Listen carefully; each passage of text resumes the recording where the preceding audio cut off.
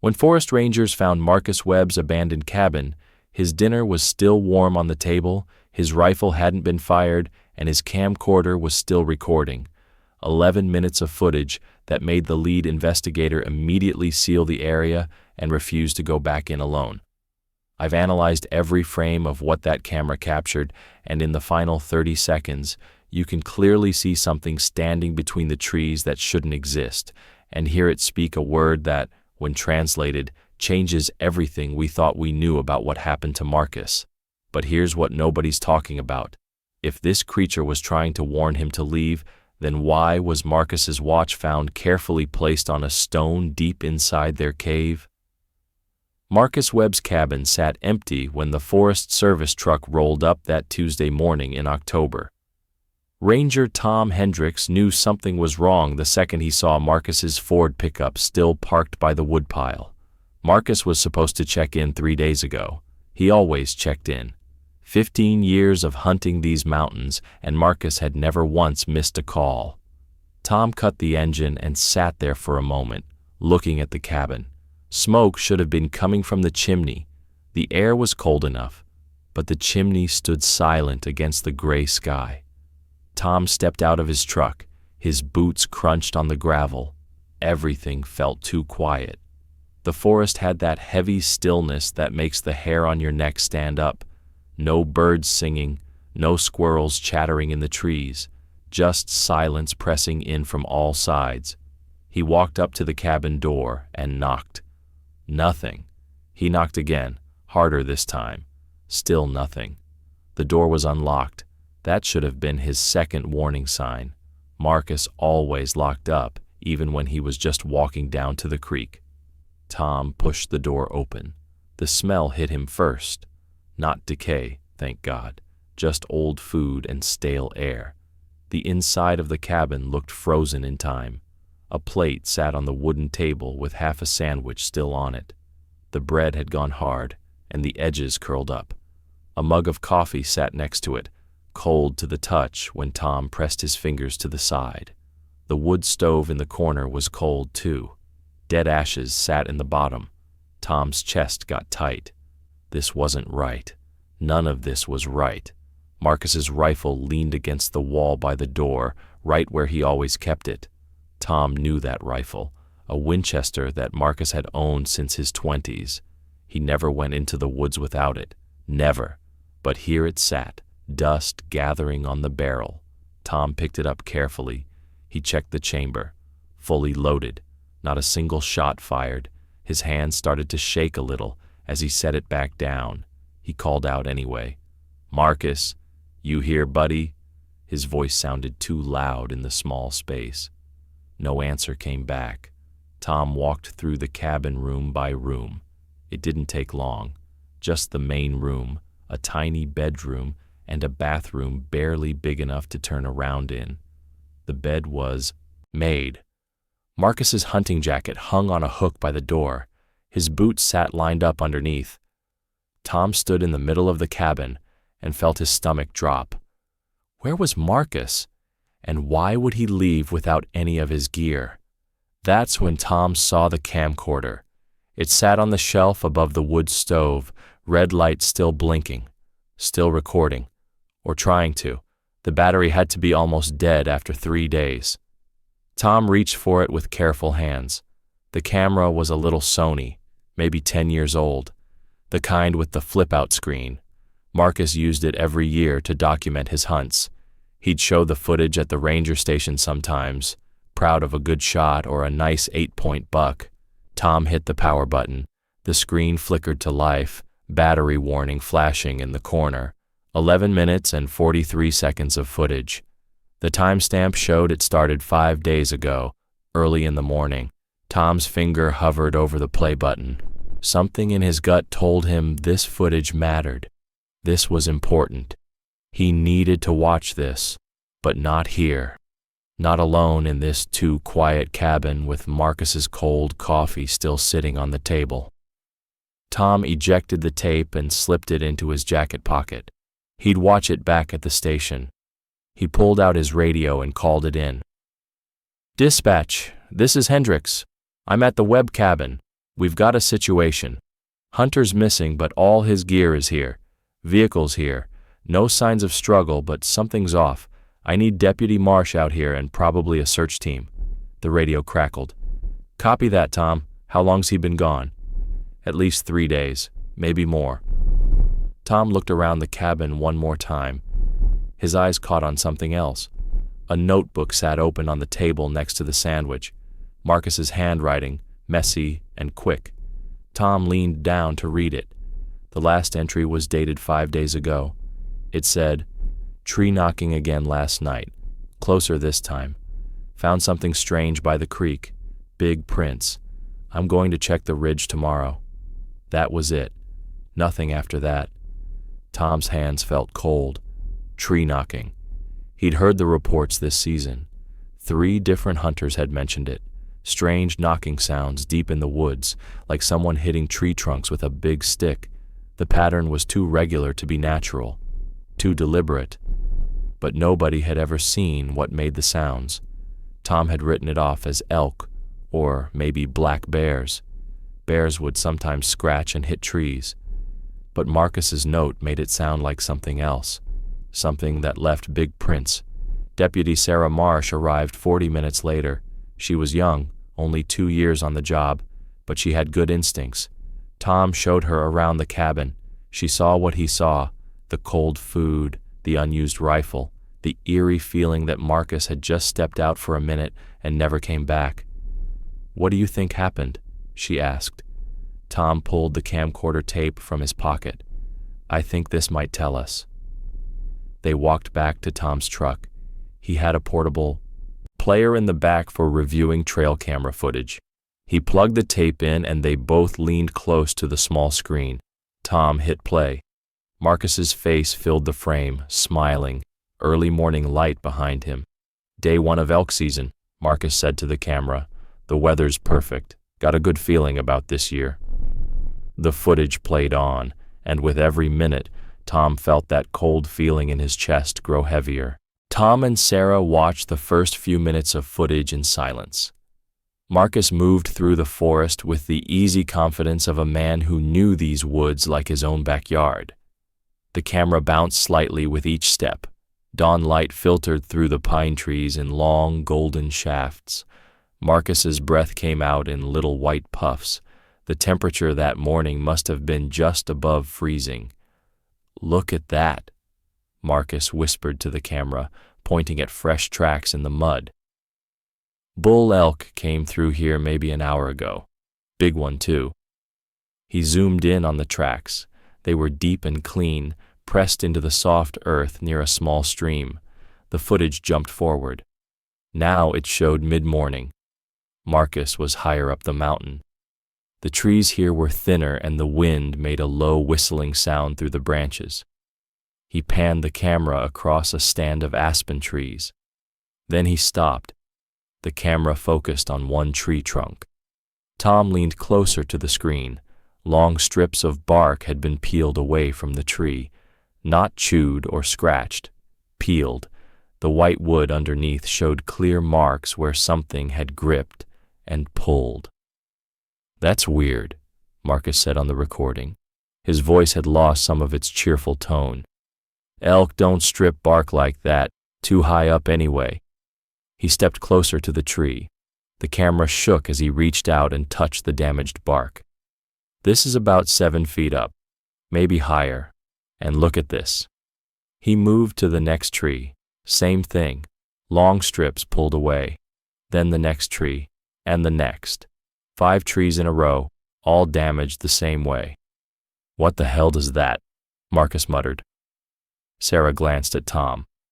"Bears strip bark sometimes," she said. Tom nodded but kept his eyes on the screen. "Not like that, they don't. And not that high." The footage jumped again. Now it showed Marcus kneeling by the creek. The timestamp said day 1, 2 in the afternoon. The water rushed over smooth stones, clear and cold. Marcus pointed the camera down at the muddy bank. Tom's breath caught in his throat. There in the mud was a print. Not a boot print, not a bear paw. Something else entirely. The print showed 5 clear toe marks at the top. Below that was a wide flat area, like the ball of a foot, then a narrow middle section, then a heel. It looked almost human, but it was huge. Marcus set his own boot next to it for comparison. His boot was maybe 12 inches long. The print in the mud was at least 18 inches, maybe more. "Okay," Marcus said quietly. His hand holding the camera wasn't quite steady anymore. "That's not a bear print. Bears have claws. This has toes, 5 of them, but no person has feet this big. No way." He filmed the print from different angles. The depth of it showed in the late afternoon light. Whatever made this print was heavy, real heavy. Marcus stood up and panned the camera around the area. "There's only one print here, just this one. Like whatever it was took one step in the mud and then stayed on the rocks." He zoomed in on the rocky creek bed. "Can't track it from here." The camera cut to black. When it came back on, the light had changed. Now it was dusk. The sky showed deep purple and orange. Long shadows stretched across the forest floor. Marcus was back at his cabin. He set the camera on the porch railing, facing out toward the trees. "Day 3, he said, sitting down in frame. He looked tired. There were dark circles under his eyes. "Haven't seen any elk yet, which is strange. Usually I spot a few by now, but I keep finding more of those bark strips. Found 2 more prints too, down by the big rocks on the east ridge. Same size, same shape." He rubbed his face with both hands. "Something else is going on out here. Last night I heard this sound, like knocking. Someone hitting a tree with a big stick. Boom, boom, boom, 3 times. Then quiet. Then 3 more times from a different direction. It went on for maybe 20 minutes.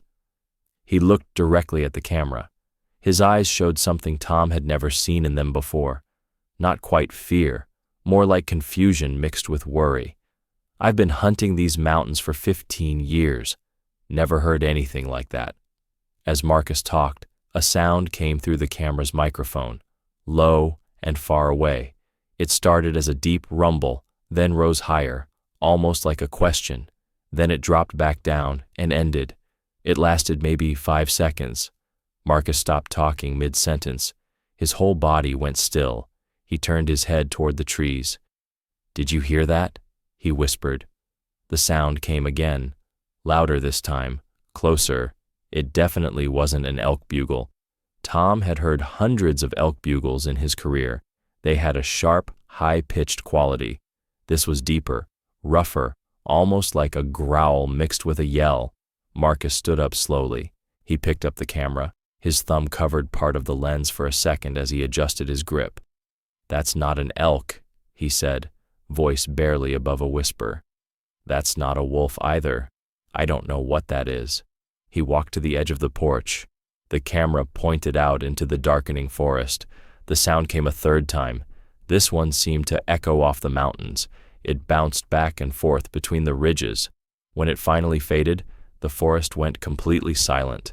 No insects, no night birds, nothing.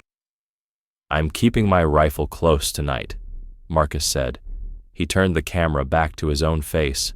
The porch light behind him made his features look harsh and shadowed. "Something's out there. I can feel it watching. Have felt it all day." He reached forward and the screen went black. The timestamp showed day 3, 8:47 at night. Tom stopped the playback. His hands felt sweaty on the controls. Sarah was pale. "There's more footage," Tom said. 2 more days' worth." Sarah swallowed hard. "Do we keep watching?"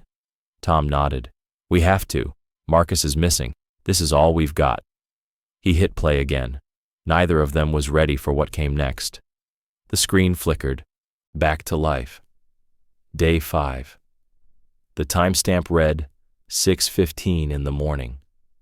Marcus was already deep in the forest. His breathing came harder now, quicker. The camera showed thick pine trees and rocky ground sloping upward. "Been tracking this herd since dawn," Marcus whispered. His voice sounded tight, excited but also nervous. Found fresh droppings about a quarter-mile back. They're close, real close. The camera bounced as he climbed over a fallen log. Moss covered the dead wood in thick green patches. His boots made soft crunching sounds on the pine needles. Then Marcus stopped walking. The camera went very still. Through the trees ahead, movement flickered, brown shapes moving between the trunks. There they are, Marcus breathed. He zoomed in slowly. The image shook just a little as he adjusted the focus. 5 elk came into view. No, 6. A big bull with a huge rack of antlers stood at the back of the group.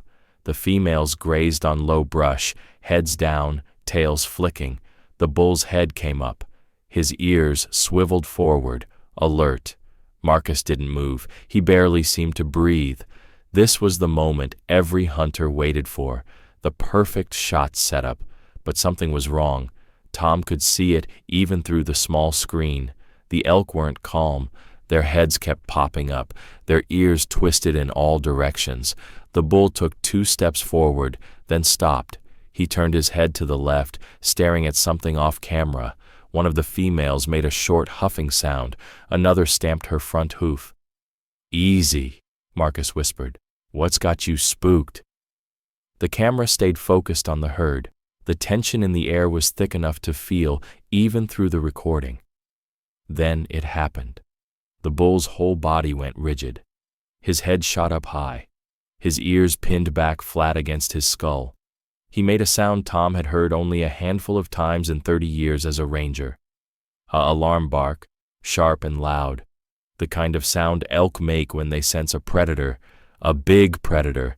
The entire herd exploded into motion. They didn't just run, they bolted, crashing through brush, leaping over rocks, scattering in every direction like something had fired a gun right behind them. But Marcus hadn't fired. His rifle wasn't even up. "What the hell?" Marcus said. The camera swung wildly as he turned, trying to follow the fleeing animals. They disappeared into the thick forest in seconds. The sound of breaking branches faded. Then silence fell again. That same heavy, wrong silence. Marcus's breathing filled the audio, fast and shallow. Something scared them, something big. The camera panned slowly across the trees, back and forth, searching. Cats don't usually spook a whole herd like that, and I didn't smell any cat scent. Marcus started walking in the direction the elk had run from. His steps were careful now, quiet. The camera pointed ahead like a flashlight in the dim morning forest. Whatever it was over here somewhere. He moved between 2 large pine trees. Their trunks were so wide it would take 2 men to reach around them. The ground on the other side opened into a small clearing, maybe 30 feet across. The grass here was trampled flat. Marcus stopped at the edge. They were bedded down here. This is where they spent the night. The camera tilted down. The flattened grass showed clear oval shapes where the elk had lain. But there was something else. A line of depressions led from the far side of the clearing toward where Marcus stood. Not hoof prints. Something else. Marcus walked forward slowly. He knelt down. Camera zoomed in on one of the depressions. It was a footprint, the same kind he'd found by the creek, same massive size, same 5-toe shape, but this one was even clearer. The mud here was softer, and the print showed every detail. The toes, the arch, even what looked like skin texture in places. "Oh my God," Marcus whispered. His hand shook. The image wobbled. It was here, right here. It walked right through their sleeping area. He stood up fast. Too fast. The camera swung up and caught a blur of trees and sky before he steadied it. It walked right past them. That's why they ran. Not because of me, because of this. He backed away from the prints. His boots scraped on stone. "I need to get back to the cabin.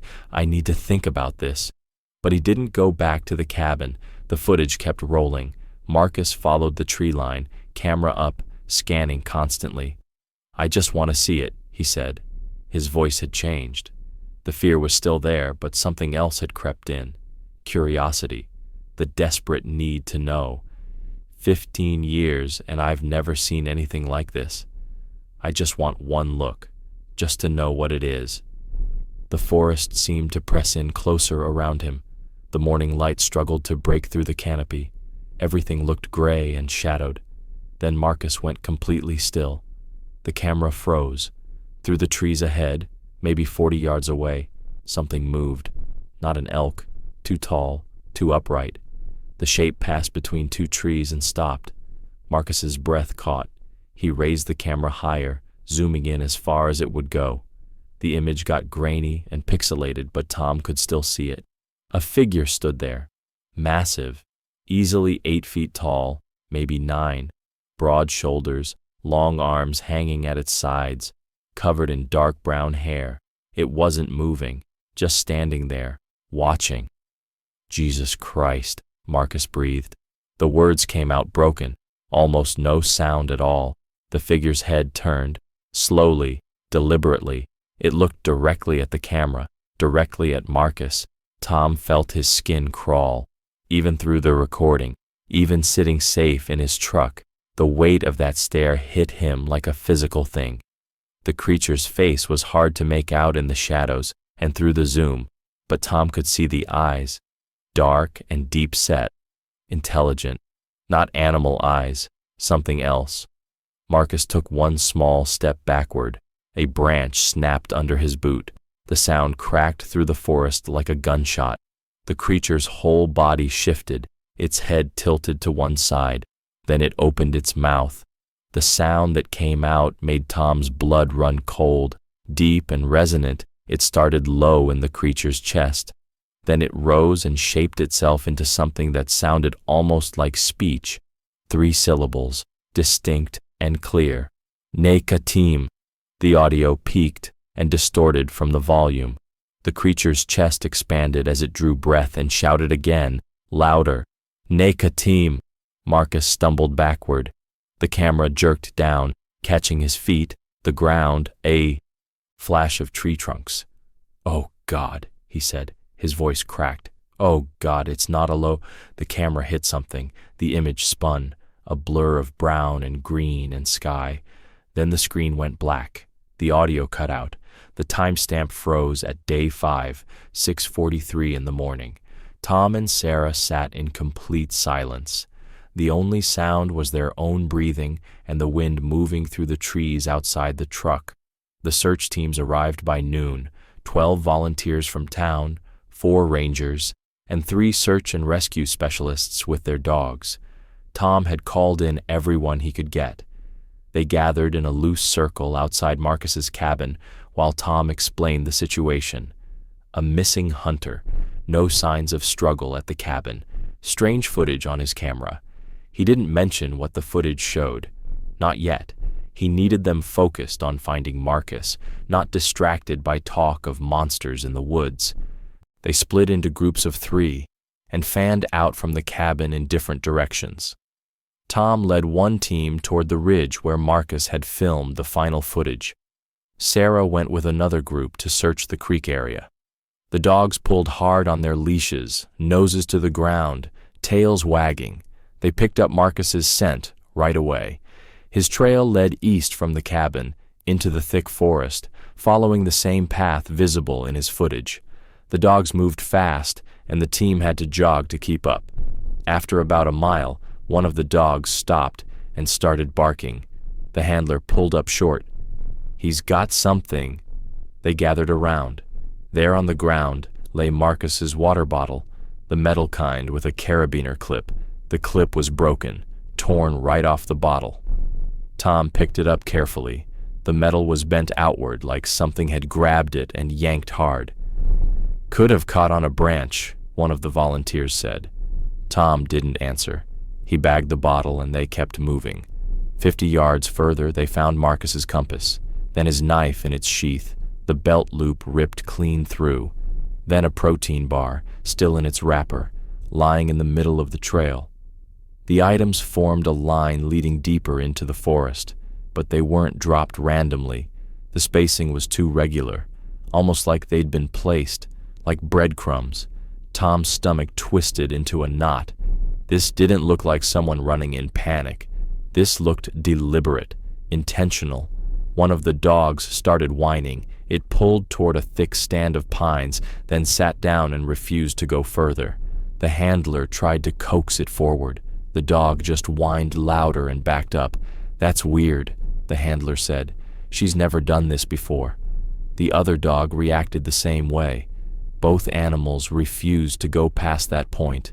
Their ears lay flat, their tails tucked. Whatever was ahead, the dogs wanted no part of it. Tom radioed the other teams. "We've got a trail heading northeast from the cabin, following Marcus's gear. Dogs won't go any further, moving ahead on foot." He unholstered his sidearm. The other 2 men in his group did the same. They moved past the cowering dogs and into the pines. The temperature seemed to drop 10 degrees in the shade of those trees. The air smelled different here, musky, wild. That same smell Tom remembered from the cabin porch, but stronger. The trees opened up, and they found themselves at the base of a rock face. Gray stone rose up about 40 feet, covered in patches of moss and lichen. At the base, a dark opening yawned, a cave, maybe 6 feet high and 4 feet wide. Tom clicked on his flashlight. The beam cut into the darkness but didn't reach far. "Marcus!" he called out. His voice echoed back, flat and hollow. Nothing else, just silence. They approached slowly. Tom went first, flashlight in one hand, gun in the other. The cave entrance was rough stone, worn smooth in places by water or time. He stepped inside. The floor sloped downward. The walls pressed in close on both sides. After about 15 feet, the cave opened into a larger chamber. Tom's light swept across the space. His breath caught. The floor was covered in dry grass and ferns, piled thick in one corner like bedding, like something slept there. Along one wall, a thin stream of water trickled down the rock, pooling in a natural basin at the bottom. But what made Tom's hands start shaking was what sat on a flat stone near the water. Marcus's watch. The black digital watch he wore every day. It sat there perfectly centered on the stone, not dropped, not lost, placed. "Jesus," one of the men behind Tom whispered. Tom moved closer. He picked up the watch carefully. The band was intact, not broken or torn. Someone had taken it off Marcus's wrist. The screen still worked. The time blinked in green numbers. Tom turned slowly, sweeping his light across every surface. On the far wall, he saw marks, scratched into the stone, not random scratches, shapes, circles and lines, some kind of pattern or symbols. He couldn't tell if they were recent or ancient. They searched the rest of the cave, found nothing else. No Marcus, no blood, no signs of violence, just the bedding, the water, the watch, and those strange marks on the wall. Tom radioed the find to the other teams. Within an hour, everyone had gathered outside the cave. The sheriff showed up with 2 deputies. They photographed everything, measured the cave dimensions, took samples of the grass bedding. One deputy noticed something Tom had missed: long strands of dark brown hair caught in the rough stone near the entrance. Not human hair. Too coarse, too thick. He bagged several samples. The search continued for 3 more days. They covered a 5-mile radius around the cabin, used heat sensors and drones, called in a helicopter to scan the canopy, found nothing. Marcus had simply vanished. On the 4th day, Tom drove back to town with the camcorder tape. He needed answers. He needed to know what that sound meant, what those 3 syllables were that the creature had shouted. He found Professor Chen at the State University. She taught linguistics and had written papers on Native American languages of the Pacific Northwest. Tom showed her the footage, played the audio of the creature's vocalization over and over. She listened with headphones, eyes closed, concentrating. After the 5th replay, she opened her eyes. They were wide. "Play it again," she said. Tom did. She wrote something on a notepad. Then she pulled up files on her computer. Audio recordings, old ones from the 70s and 80s. Hunters and researchers had captured strange sounds in these same mountains decades ago. She played one file. The sound was similar, deep and rough, 3 syllables that rose and fell. "Listen to this one," she said, playing another. Even closer. The pattern matched. These recordings were labeled as unknown vocalizations. "But I think I know what language family they belong to." She pulled up more files. Recordings of an elder speaking a nearly extinct dialect from a tribe that used to live in these mountains. She played a specific section. Tom's skin went cold. The sounds matched almost perfectly. "What does it mean?" Tom asked. His voice came out rough. Professor Chen looked at him for a long moment. "In the old dialect, it's a command. It means leave, or more literally, go away from here." She paused. This phrase was used as a warning, something you'd say to someone entering dangerous territory, a boundary marker. Tom thought about Marcus backing away. The creature stepped forward. The camera goes black mid-sentence. "He didn't leave," Tom said quietly. Professor Chen nodded. "No, he didn't." Tom drove back to the forest that evening. He sat in his truck outside the closed hunting area, watching the sun set behind the mountains. His radio crackled. Sarah's voice came through. "Tom, you need to hear this. We pulled records from the ranger station. 3 other hunters have gone missing in this area. 1 in 1987, 1 in 94, 1 in 2003. All experienced hunters. All their gear was left behind. None of them were ever found." Tom closed his eyes. His hands gripped the steering wheel until his knuckles went white. "Copy that," he said. He sat there until full dark fell and the stars came out cold and distant above the trees. Tom kept the full footage locked in his desk drawer for 2 weeks. He told the sheriff what it showed him the whole 11 minutes. The sheriff watched in silence, face getting paler with each minute. When it ended, he sat back in his chair and rubbed his eyes. "We can't release this," he said finally. Tom nodded. He'd been thinking the same thing. "If this gets out, we'll have every hunter and cryptid chaser in the country flooding these mountains. Someone's going to get hurt, or worse." They wrote the official report carefully. Missing person. Experienced hunter. Last known location near the ridge. Belongings found scattered along a trail leading to a cave system. Search ongoing but suspended due to dangerous terrain and winter weather approaching. No mention of the footage. No mention of what Marcus's camera had captured in those final seconds. The report went into the files. The case stayed open but inactive. Marcus Webb joined the list of people who walked into the forest and never walked back out. Tom visited Marcus's brother 2 days after they suspended the search. Daniel Webb lived in town, ran a small hardware store on Main Street. He and Marcus had been close, talked every week.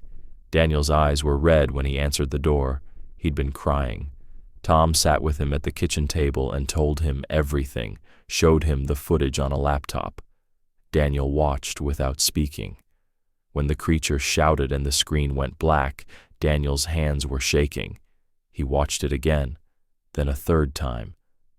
"Do you think it killed him?" Daniel asked. His voice was barely a whisper. Tom chose his words carefully. "I don't know. There was no blood, no signs of violence in the cave. His watch was placed there, not dropped. That means something. But what? I can't say." Daniel was quiet for a long time. He stared at the frozen image on the screen, the creature standing between the trees, those dark, intelligent eyes staring back at the camera. "Marcus loved those woods," Daniel said finally. "Loved them more than anything except maybe his kids. He respected the forest, respected the animals." Daniel looked at Tom. "If that thing is out there, if it's real, and it's been there all along, Marcus wouldn't want people going after it. He'd want people to stay away, to leave it alone." Tom nodded slowly. The footage could change everything, prove it exists, but it would also put a target on its back. Daniel closed the laptop. "Then it stays hidden. That's what Marcus would want. I'm sure of it." They sat together in that kitchen as afternoon light faded to evening. An unspoken agreement passed between them. Some secrets were worth keeping. Tom went back to his office and pulled up the footage one more time. He went through it frame by frame, looking at every detail. In the final seconds, just before the camera fell, he noticed something he'd missed before. He paused the image and zoomed in. Behind Marcus, back in the trees, another shape stood, partially hidden by a thick pine trunk. Taller than the first creature, broader. Marcus had been so focused on the one in front of him that he never turned around, never saw the second one behind him. Tom's blood ran cold. The creature in front hadn't been threatening Marcus. It had been warning him, telling him to leave, and Marcus hadn't listened. Tom enhanced the image as much as he could. The second figure was less clear, more shadowed, but definitely there. 2 of them, maybe more. He thought about the cave, the bedding in the corner. The hair samples didn't match any known animal. The watch was placed carefully on that stone. What had happened after the camera stopped recording? Had they hurt Marcus, or had they done something else? Something Tom couldn't begin to understand? He started going through old files. The 3 other missing hunters Sarah had found. John Parkson in 1987, Robert Chen in 94, Michael Oates in 2003. He pulled their case files and read every report. All 3 men were experienced outdoorsmen. All 3 vanished without a trace in the same general area. All 3 had their gear found scattered in a line, and in each case, searchers had reported dogs refusing to track past a certain point. The pattern was unmistakable once you knew to look for it. Tom made a decision. He contacted the Park Service and recommended that the entire section of forest be closed to hunting permanently. He cited dangerous terrain, unstable rock formations, and a history of missing persons. It took 6 months and a lot of paperwork, but eventually the closure went through. Warning signs went up on every trail leading into that area. Yellow signs with black letters, danger, area closed, no trespassing, violators will be prosecuted. The hunting community grumbled, but accepted it. Most of them anyway. The cabin was dismantled in 2023. The Forest Service said the structure was unsafe and posed a liability. They took it apart board by board and hauled everything out. Tom drove up there the day they finished, stood in the empty clearing where the cabin used to be. Already the forest was starting to reclaim the space, ferns pushing up through bare soil, saplings taking root. In another few years, you wouldn't know anything had ever been here. Tom retired the following spring, 32 years as a ranger. He'd seen a lot in those decades: bears and cougars, avalanches and forest fires, lost hikers and hunting accidents. But nothing stayed with him like Marcus Webb's case. He kept the camcorder tape. Probably shouldn't have, but he did, locked it in a safe in his basement along with copies of all the reports. Sometimes late at night when he couldn't sleep, he thought about pulling it out and watching it again. He never did. Sarah took over his position. On her first day, Tom sat with her and told her everything, showed her the tape, explained the pattern. "If anyone goes missing in that area again," he said, "you'll know what you're dealing with. But Sarah, don't go looking for answers. Don't go into those woods trying to find it. Some things are better left alone." She nodded, face serious. "Did Marcus die out there?" she asked. Tom thought about the watch on the stone, the careful placement, the lack of violence. "Honestly, I don't know. Part of me thinks maybe he's still alive. Maybe they took him somewhere. Maybe he's living with them now, deeper in the mountains where we'll never find him." Crazy thought, I know. 3 months after Tom retired, a hiker reported strange sounds coming from the closed area. Rhythmic knocking. 3 beats, then silence, then 3 more beats from a different direction. The hiker recorded it on his phone. Sarah listened to the recording in her office. The sound was clear and unmistakable. She filed the report and marked the area for increased monitoring. But she didn't send anyone in. She remembered what Tom had said. Some things are better left alone. The footage remains locked away, Only 5 people have ever seen it. Tom, the sheriff, Daniel Webb, Sarah, and Professor Chen. None of them have spoken about it publicly. The official story stands. Marcus Webb, missing person, presumed dead, cause unknown. His name sits in a database somewhere alongside thousands of others who walked into the wilderness and never came back. But sometimes, on quiet nights when the wind moves through the trees just right, Tom sits on his back porch and listens. He lives on the edge of town now, close enough to the forest to hear its sounds, and sometimes, maybe once or twice a year, he hears it, faint and far away, but unmistakable. A deep vocalization rising and falling through the dark, 3 syllables carrying across the distance, a boundary marker, a warning, a reminder that some places belong to something older than us, something that was here long before we arrived and will be here long after we're gone. Tom listens until the sound fades. Then he goes inside, locks his doors, and tries not to think about what Marcus saw in those final moments before his camera went dark. Tries not to wonder if Marcus is still out there somewhere, watching from the trees, unable or unwilling to come home,